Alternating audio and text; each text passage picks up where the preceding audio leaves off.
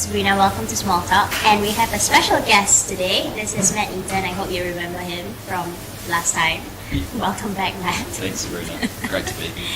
Glad to have you here too. So we're going to do things slightly differently. We're still going to run through our top stories, but we're going to talk about how we can put together marketing and HR and see how that helps with communication.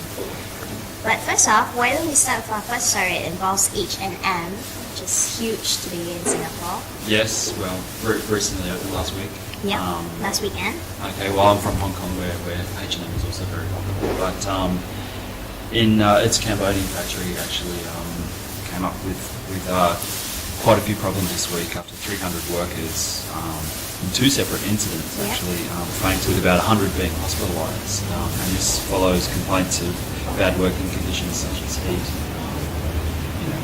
foul smells emanating through the office from a nearby canal and factory. So I believe H&M is now launching an investigation into that. Yeah, of course they're denying anything to do with it. The International Labour Organization actually blamed the employees for diet for the incident. So well, that seems like it could be a bit of scapegoat.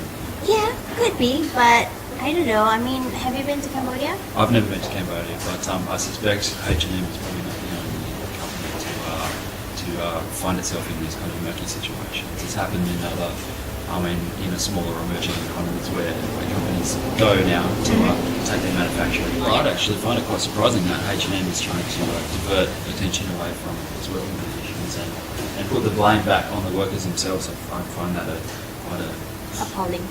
Oh well, yes, appalling, but from a public relations perspective, you see things happen. These kind of things would blow up on social media now. Where, I think a company who tries to divert attention away from the fact that it has poor working conditions can come back to haunt it. In a social media sort of space where people are a lot more empowered to get online and say, well, actually, no, we're fine. We have working conditions. That's true. It'll be quite interesting to see how that plays out. Yeah, and we'll keep you updated as well if we hear anything else. And our next story is about how bosses are admitting they are playing favorites. So in the US, some of the bosses actually said that they base on the gut instinct when trying to promote someone. So you're a boss, right? You have people reporting to you, kinda. Yeah. So do you play favorites? No, we don't play favorites. Are you sure? Yeah. We would promote on a number of different factors. Obviously, of course, we promote on merit all the time. But also, we've had a few changes just recently within the marketing magazine group, and that was based on a number of different factors like job satisfaction. Are we playing to the strengths of our different employees? We're a news organisation, so some people like to dip into trusted news. So we try and put people in those kind of environments, and then we have other people who prefer to be more analytical and write the longer news analysis pieces. So we also try and... So job fit. Job fit. Okay. Definitely. Yeah. But do you think that gut feeling or instinct has a part to play as well? I do, and I think gut feeling is grossly underutilized today. Okay, so before we get to our favorite part of the show besides HR, yes, this is Matt's favorite part, I know. We're going to talk a little bit about how we can put together HR marketing. So yesterday I attended a event where they had an agency that caters to HR. Okay. So what they do is that instead of just regular job placements where you just put job description and job requirement, they actually sell the job to you because it is a job advertisement. Okay. Right? Okay. Well, I think, from the perspective of advertising and marketing, I think definitely we see that as more of a trend these days. I think maybe particularly it makes more sense now, as companies are now starting to use social media, to vet potential employees.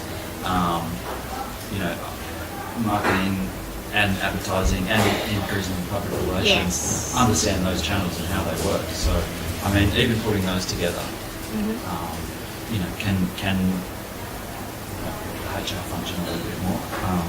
Also, marketing and advertising, have a good sense of, bringing some clarity to an idea, This could also be used to bring clarity to maybe the role and figure out actually what the company wants and align it closer to the other different departments in the company. So, they're all kind of, before you even have that candidate in place, they're all kind of talking on the same page. Yeah.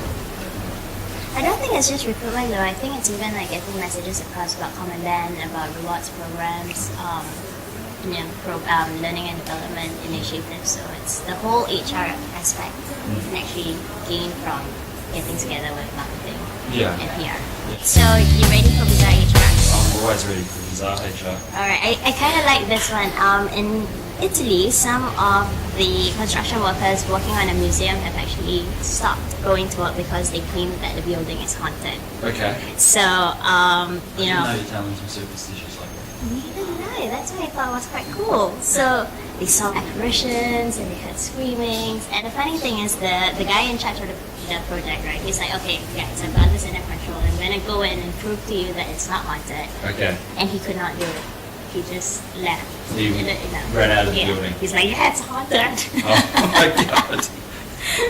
Do you think it's reasonable to not come to work if your office is haunted? Well, maybe they could bring in an exorcist or. Well, then you're just entertaining the idea. But if it genuinely is haunted, then. But how will you know if it's call the really? Ghostbusters? I'm not sure. Maybe that's another aspect of HR we should look into. Ghostbusting. In Hong Kong, are they superstitious like that? Well, we've just had the Hungry Ghost Festival. Yes. Where everyone cleanses their office space by giving offerings to these hungry ghosts. Okay. But they actually feed them and they make them happy, so they don't. So maybe that's something Italy should look into. They should be friendly ghosts. Yes, instead of running away screaming and scaring the ghosts even more, offer Maybe the them ghost is food. lonely and wants some Pizza. Yeah.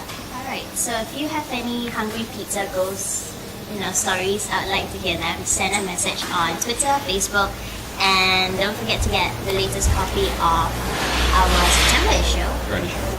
Thank you. Very, very bright, very cheery. Very nice to think of. I like it. So wrap your hands on it. It's just out. And thanks for coming by again. Thanks for having me. All right. We'll have you back again, I hope. Great. Thanks, everyone. Bye.